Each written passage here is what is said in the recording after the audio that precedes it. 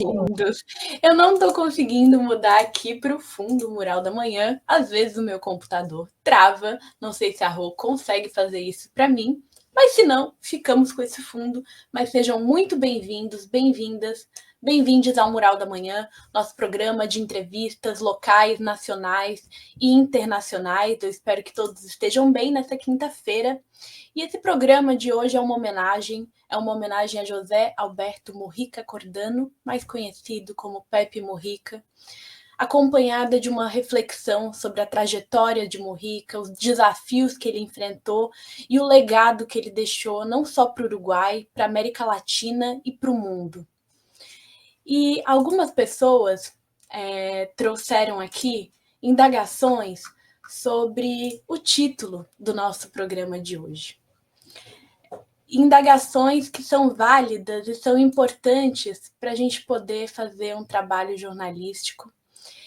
E a história, ela não se faz e não se fez com um dicionário. Os dicionários interpretam a história. E esses dicionários foram criados pelas elites, não pelos povos. Na América Latina, a palavra caudilho não tem uma conotação sempre negativa, nem sempre positiva. A nossa pátria grande se destacou historicamente pelos caudilhos, algo próprio das nossas culturas nacionais. Existiram os caudilhos tiranos e os humildes. No Uruguai também houve caudilhos. Alguns que representaram os interesses das oligarquias nascentes e outros que fizeram da humildade e da sobriedade na forma de vida um exemplo. O principal, sem dúvidas, foi o José Artigas. Recebo agora aqui Gabriel Otero, deputado da Frente Ampla no Uruguay. Seja muchísimo bem-vindo, Gabriel. Bueno, para mí es un gusto estar nuevamente con ustedes, con el portal de Zacato, conversando con ustedes y en este caso bastante movilizados emocionalmente por el fallecimiento de Pepe, por más que es algo que él mismo se encargó de decir y de anunciar y de aprontarnos, ¿no? Pero bueno, la pérdida de Pepe es algo que en el día a día vamos a ir notando y nos va a seguir movilizando, pero a su vez también, y de eso se trata un poco esta nota, nos dejó un legado de mucho trabajo y no podemos descuidarlo. Gabriel, eu quero começar te perguntando se o José Pepe Mujica foi um caudilho, nessa visão latino-americana do que é um caudilho, como José Artigas. Claro, sí, sin duda. Sin duda que Pepe Mujica fue un caudillo con la expresión y comprendiendo lo que significa. Un caudillo es un hombre que moviliza con un solo gesto, que con su sola presencia las masas asisten y escuchan, y que no solamente por el tema del voto, que es muy importante, sino por esa capacidad para movilizar y para que se le preste atención que Pepe ha tenido en los últimos 40 años. Sin duda podemos decir que Pepe es un caudillo y que además tenía la tradición en el Uruguay de cómo ser caudillo desde lo que fueron sus inicios en la militancia en el Partido Nacional, los blancos. Ustedes saben que en Uruguay está el Partido Nacional, los blancos y el Partido Colorado, blancos y colorados. Pepe en esencia era blanco, era un blanco que se fue a las cuchillas, definían ayer, pero en esencia un ser de izquierda, ¿no? Un ser de izquierda con esa tradición a la cual ninguno puede escapar. Gabriel, eu gostaria que você contasse um pouco sobre a trajetória do Mujica antes de ele entrar na política institucional antes de senador, ele foi deputado, né, por Montevidéu em 1994. Eu queria que você contasse um pouco da vida dele anterior a isso, em especial a participação no Movimento de Libertação Nacional Tupamaros. Bueno, claro.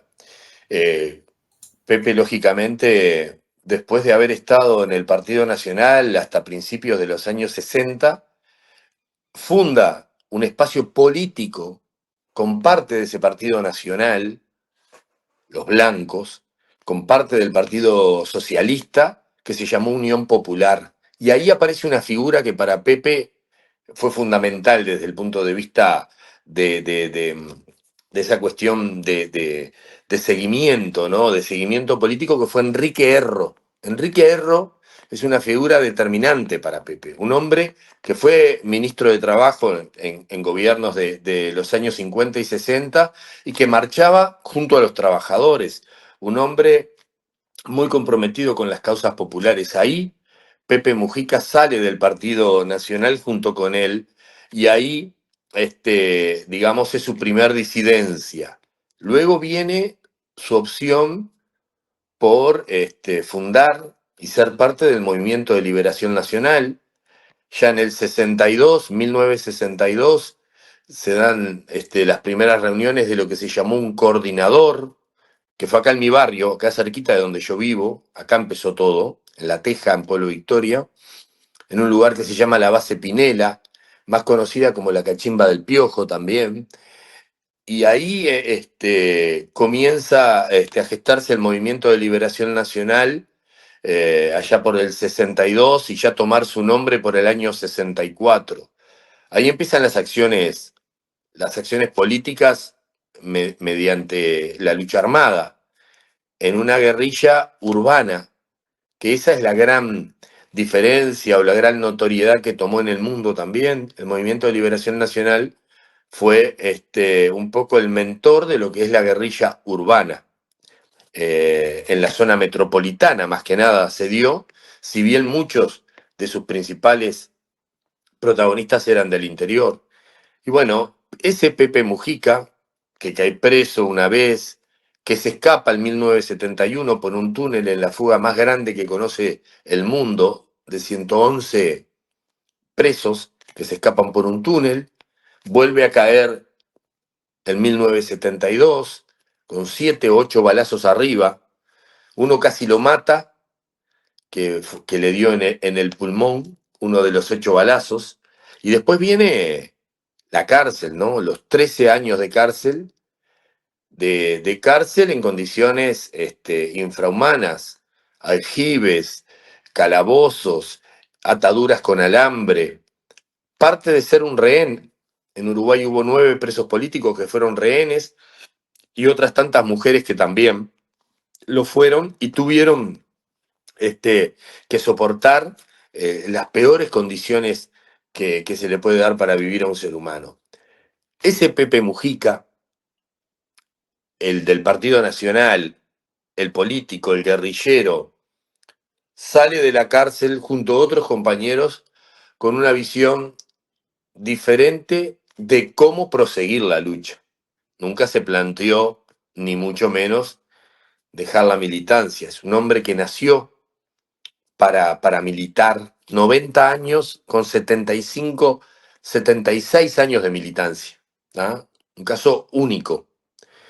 Y bueno, ahí empieza la lucha por el espacio paramilitar. No ingresamos directamente al Frente Amplio. Hubo que dar una lucha política para ingresar al Frente Amplio. No fuimos directamente aceptados. Ahí la figura de Raúl Sendic, que en el 16 de marzo se cumplieron 100 años de su nacimiento, era una figura también de lumbre, de seguir, y Pepe empieza a crecer entre esos 3, 4 compañeros: Fernández Huidobro, Raúl Sendic, Rosenkopf, el mismo Tambero Zabalza, que Zabalza termina yendo, pero en esos inicios. Y te diría que lo fermental, la diferencia, está en ese pragmatismo político, no solo de Pepe, sino de todos los compañeros que fundaron el MPP. Yo fui fundador del MPP, pero tenía jóvenes 19 años. Yo era mudo en esa época, no hablaba. Y, y eso veíamos que se venían cosas diferentes. La simpatía por la lucha de los compañeros del MLN Tupamaros de los años 60 y 70, la figura que salió sin odio de la cárcel, sino para construir y acercarse al más humilde, al más pobre, a lo que acá llamamos asentamiento. Ustedes le dicen favela por allá. Esa figura de Pepe se empieza a acrecentar. Empiezan las famosas mateadas, ¿eh? Reuniones en una plaza pública donde mate el mano no era ni Pepe ni otro compañero, sino que hablaba la gente. Y ahí empezaba un ida y vuelta. Bueno, ¿y vos qué estás? Estás en tu sindicato, estás en tu comisión de barrio, estás en la comisión de escuela. Vamos a juntarnos. ¿Querés un espacio político para trabajar, para militar, un espacio que construya política, más allá de lo social? Y se gesta, palabras más, palabras menos, el movimiento de participación popular, que en ese nombre está el objetivo en sí mismo, ¿no? La participación popular. Y crece la figura de Pepe. La primera elección que participamos, los compañeros del MLN Tupamaro no fueron candidatos. Se optó por no ser. Pepe no fue candidato a diputado en la primera, en el 89. Ahí sacamos 2 diputados. Ya en el 94 se define que el MLN presenta candidatos y bueno, él y Fernández Huidobro salen diputado, senador, y Pepe ahí comienza un trayecto político de cercanía, y reitero esto porque es fundamental, si no, no se entiende, de cercanía con todo el mundo, desde el trabajador rural hasta la federación rural, ¿bien? Hablarle a los empresarios y a los trabajadores, meterse en la realidad pecuaria. Uruguay es un país pecuario, agroexportador, empezar a hablar los temas económicos, empezar a hablar de las luchas sociales y de la necesidad de tener un país unido. E Así. aí, entrando nisso que você está falando, Gabriel, de guerrilheiro à presidência da República, quais desafios e contradições desse país agroexportador que o Pepe teve que enfrentar na sua presidência, Bueno, siendo ya presidente, preguntas. sendo já presidente? Bueno, lo que pasa es que la presidencia de Pepe fue el crecimiento mayor de los últimos 40 años del Uruguay, de los últimos 50. Entre el 2010 y el 2015 se dieron una serie de circunstancias y además Pepe buscó en el exterior mercados, por decirte 2, los citrus, la carne y agregaría los lácteos. Ahí Uruguay sale al mundo y logra colocar y se vienen récord de exportaciones, que en un país tan chico, ustedes deberán comprender que son un país inmenso, cualquier compra que se consigue en el exterior, cualquier exportación nos hace la diferencia, realmente nos hace la diferencia. Somos apenas 3,5 millones de habitantes y para abajo. En el periodo de Pepe fue cuando se da el mayor crecimiento de exportaciones, que después fue sostenida.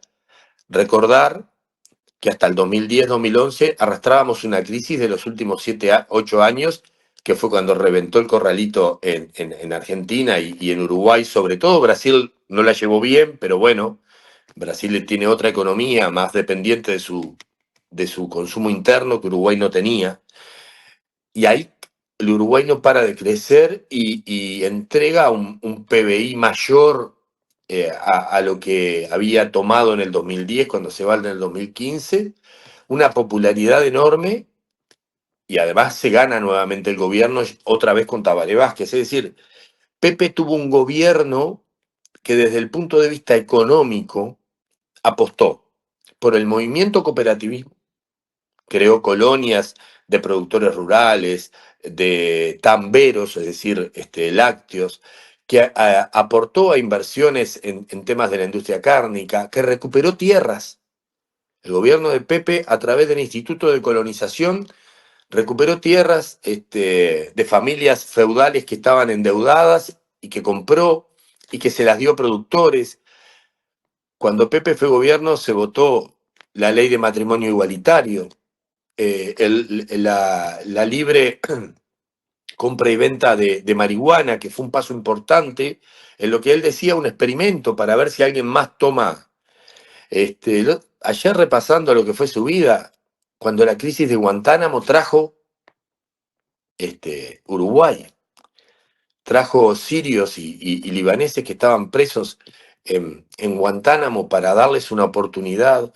Es decir, la ley de trabajador rural de las 8 horas, de 8 horas de trabajo, el trabajador rural trabajaba 12 en Uruguay hasta el 2013. Eso lo trajo Pepe también.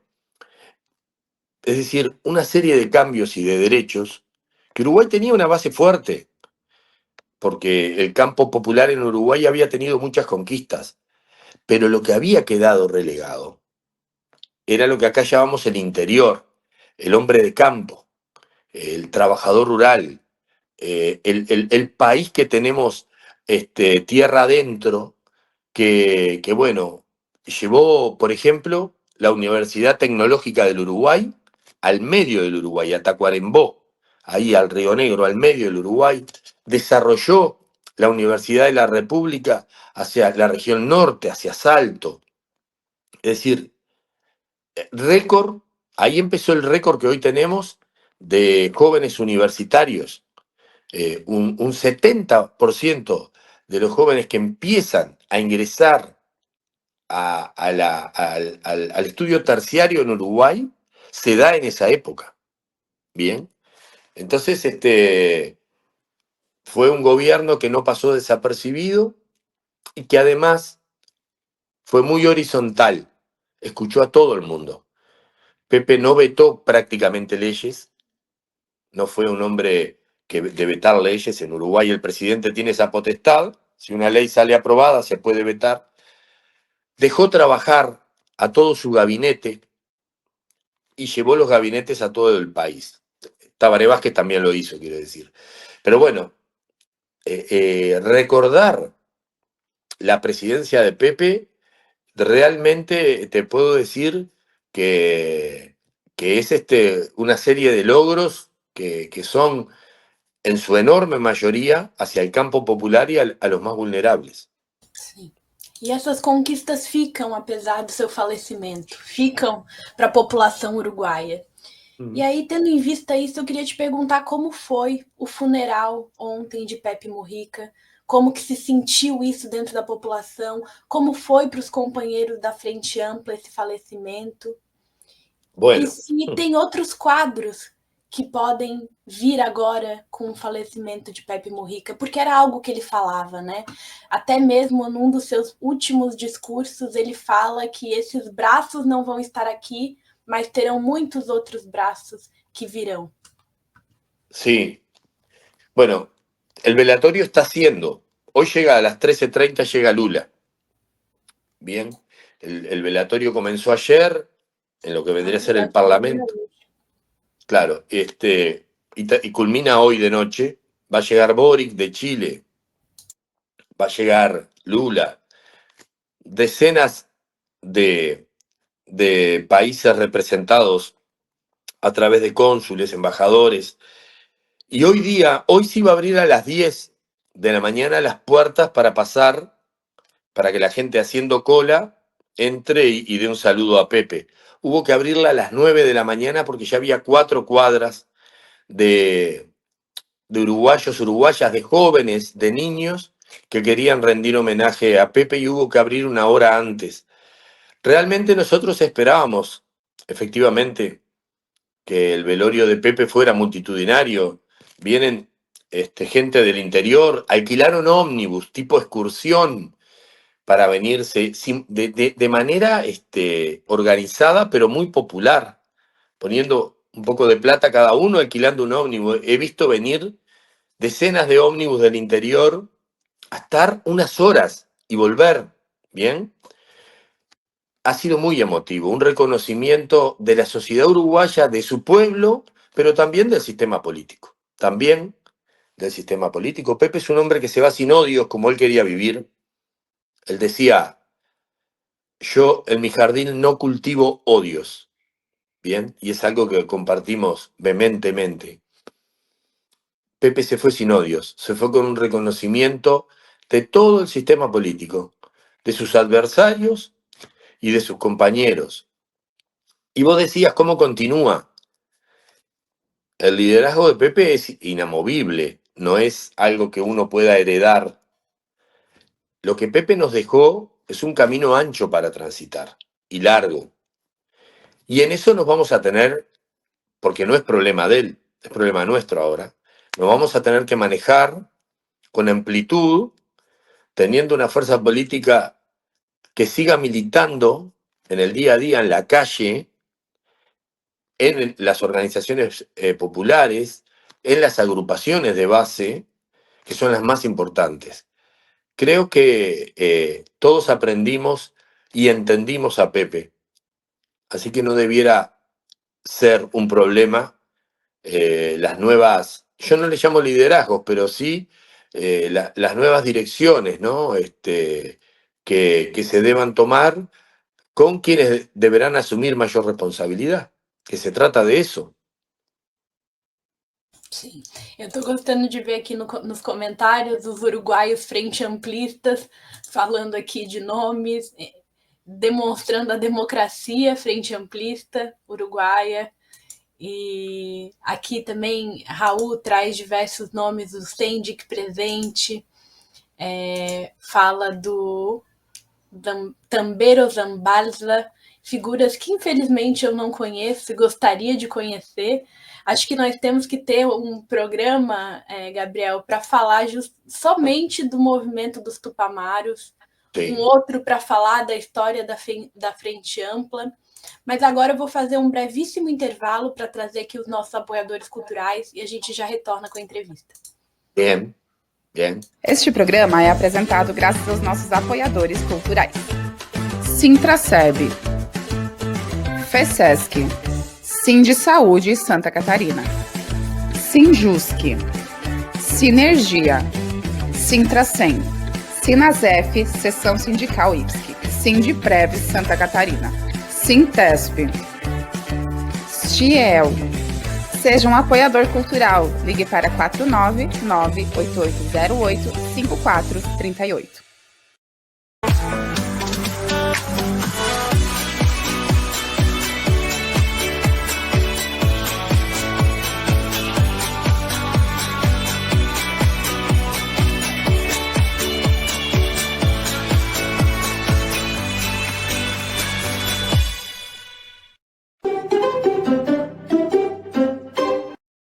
Antes de retornar com a entrevista, eu quero agradecer muito aos nossos apoiadores culturais, responsáveis por a gente conseguir realizar o nosso trabalho todas as manhãs, na Manhã com Dignidade, na Noite Livre do Portal Desacato, nas nossas redes sociais e também no portal desacato.info. Muito obrigada pelo apoio contínuo de vocês.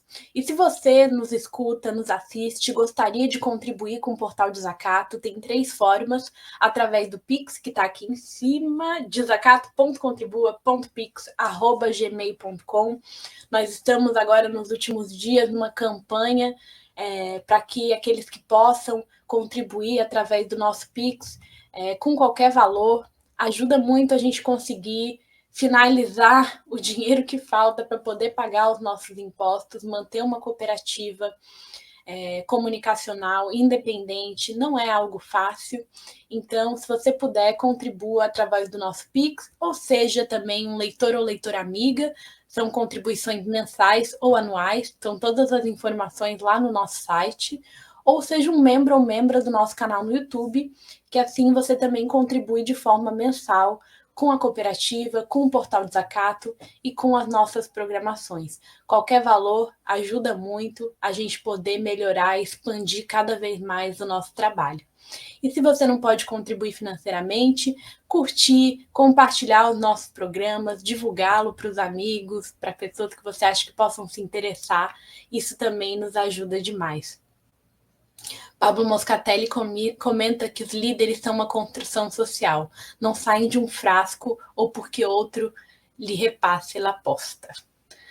Gabriel Otero, eu gostaria de dialogar com esse comentário do Pablo Moscatelli, porque apesar de muito pequeno, o Uruguai tem sido um criadouro de pessoas muito importantes na história e para o mundo todo, como é o caso do Mário Benedetti, como é o caso de Eduardo Galeano, enfim, o próprio Pepe. Eu queria te perguntar que elementos da história do Uruguai, da sua tradição laica e democrática, contribuíram para a produção de personalidades como essa?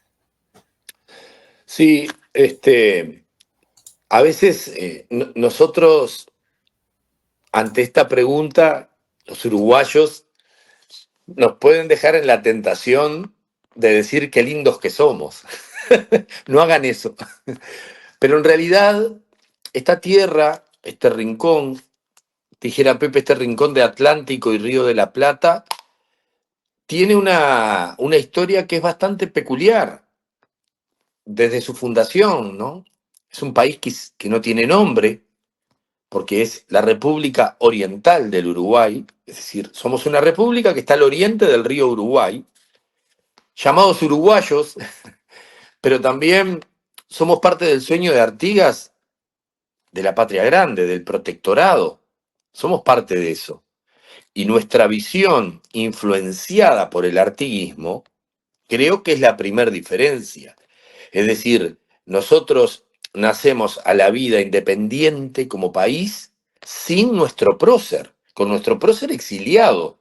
Si querés ver una peculiaridad más grande que esa, Artigas en Paraguay, después de haber sido exiliado, expulsado y traicionado, se fue con un pueblo en el éxodo, cómo después ese Artigas es revalorizado. En los 800 hubo 74 años de guerra civil en Uruguay.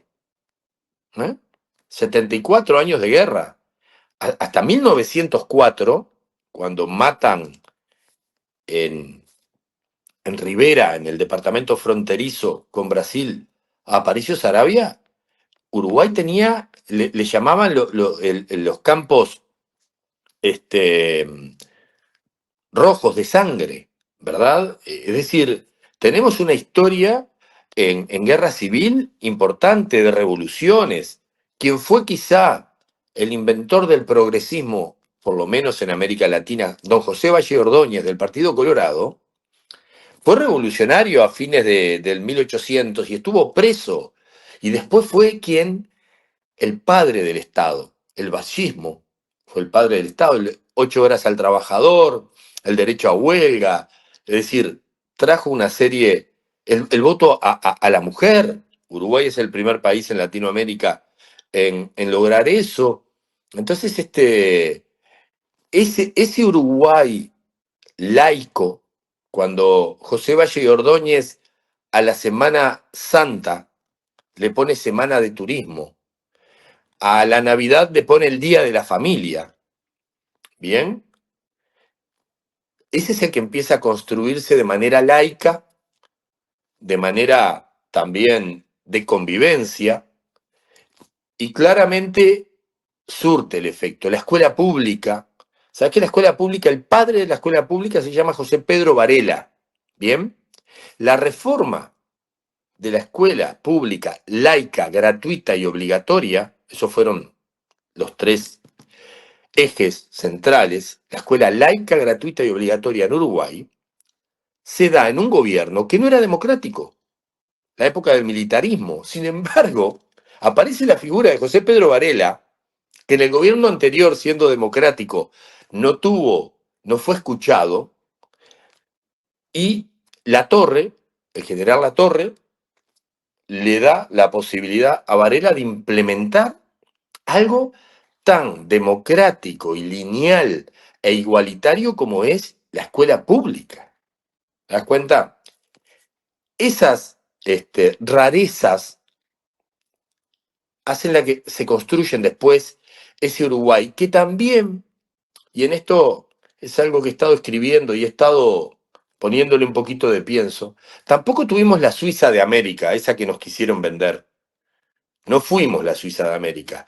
Tuvimos una triste época para el mundo, que fue la guerra, donde Uruguay fue el frigorífico del mundo, ahí en Fraiventos, en el departamento de Río Negro, en Fraiventos, que hoy en día es patrimonio de la humanidad, había un frigorífico enorme que abastecía de comida en lata el corned beef, a los hambrientos de las guerras, a los soldados. Y lógicamente, eso no derramó en toda la ciudadanía, pero sí nos hizo un país que se fue modernizando, el país del fútbol, ¿verdad? De 1924, de 1928, donde se triunfa y donde ahí Uruguay salta al mundo. Cuando se gana en Ámsterdam y en Colombes las medallas olímpicas.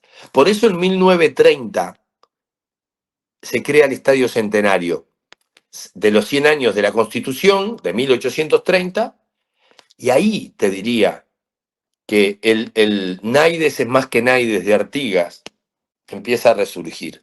Entonces Uruguay tiene esas cuestiones que son bastante extrañas, que a mí me gusta decir que esa zona metropolitana del Uruguay, tenemos casi la mitad de la población en Montevideo, ¿ah? Tenemos un país vacío para adentro, pero con identidades diferentes. Nuestra zona que es fronteriza con Brasil no tiene nada que ver con la zona que es fronteriza con Argentina a través del río Uruguay. Nada que ver. Es absolutamente diferente. El centro de nuestro país, Tacuarembó, Durazno, esos departamentos, que además ahí hay sobrevivientes de la matanza que hizo el primer presidente constitucional del Uruguay, que fue Fructuoso Rivera, que juntó a las distintas tribus de charrúas, de guaraníes, les hizo una emboscada y mató mayoritariamente a sus hombres y muchas mujeres. Ese Uruguay de Lord Ponsonby, cuando los ingleses en retirada y perdiendo todo, hacen el gran acuerdo de un país tapón, entre Brasil y Argentina, que no quedara en manos de españoles o portugueses. Lord Ponsonby fue el gran diplomático. Entonces, nacimos de la diplomacia, tuvimos décadas de guerra, de guerra civil, tuvimos feudales, señores feudales por muchos años. Te diría que hay resabios hoy en día del feudalismo en muchos gobiernos del departamento del interior, donde el señor intendente, hoy en día estamos atravesando una serie de cantidad de denuncias de corrupción, porque aquellos lodos trajeron estos barros. Entonces, Uruguay ha dado intelectuales al mundo, porque vos me decís Benedetti y Galeano, y yo te digo Zorrilla de San Martín. Bien, también. Y te digo Fabini, Figari. Te puedo nombrar el poeta de la patria, que fue, bueno, ahora me va a salir Bartolomé Hidalgo. Es decir, hay una serie de José Enrique Rodó, también escritor, político. Hay una serie de figuras intelectuales que llevaron a la construcción de algo diferente en el Atlántico sobre Uruguay, que bueno, hemos sabido usufructuar, pero, insisto, no fuimos la Suiza de América, había gente en el interior del país que ya a mediados del siglo pasado no tenían dónde vivir, no comían, había una población muy vulnerable, y te diría que ahí además nace el Movimiento de Liberación Nacional, en ese interior profundo, cuando Raúl Sendic sale en busca de esas injusticias. Pero sí, Uruguay ha tenido eso de ejemplo, y un sistema político que se mantiene con un buen relacionamiento institucional, por lo menos, bien. Es un logro de toda la ciudadanía, no le pertenece a ningún partido político. Gabriel, eu sei que você precisa sair em alguns minutos, então eu vou te fazer a última pergunta. O Pepe descansou. E quanto a nós temos o direito de descansar? Quais são os principais desafios que a gente tem que enfrentar hoje no Uruguai e na América Latina? E o que podemos aprender com Pepe Mujica? Sí, Pepe está descansando y vaya si luchó hasta el último momento. Los principales desafíos en América, yo ya lo he dicho en estos micrófonos, es de una vez por todas que nuestra región, a través del Mercosur, a través del elemento colectivo que quieran decir, ser un bloque regional fuerte. Nosotros necesitamos tener un crecimiento económico superlativo. Venimos de casi una década entre el gobierno anterior y parte del último gobierno del Frente Amplio, donde si haces el promedio de crecimiento no llegó a un 1,5% anual, 2. Creciendo al 2%, el Uruguay no va a ser, acá tenemos un dicho, no va a joder a nadie. Bien, entonces Uruguay y la región necesita ser un bloque fuerte de negociación y tenemos mucha esperanza con Lula y tenemos mucha esperanza con lo que Brasil lidera, porque Brasil debe liderar. Es la obligación que tiene por ser un país tan poderoso y tan reconocido.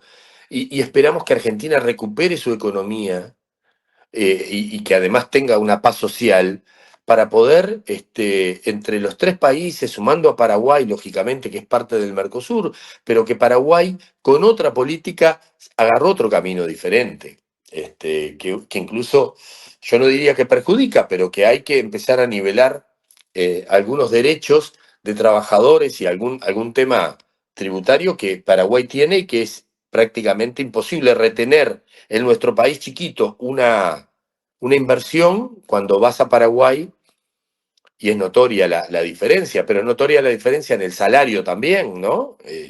Y eso, entonces, para mí ha sido el principal desafío. El mundo está abierto, sí, es verdad, pero el mundo está en guerra.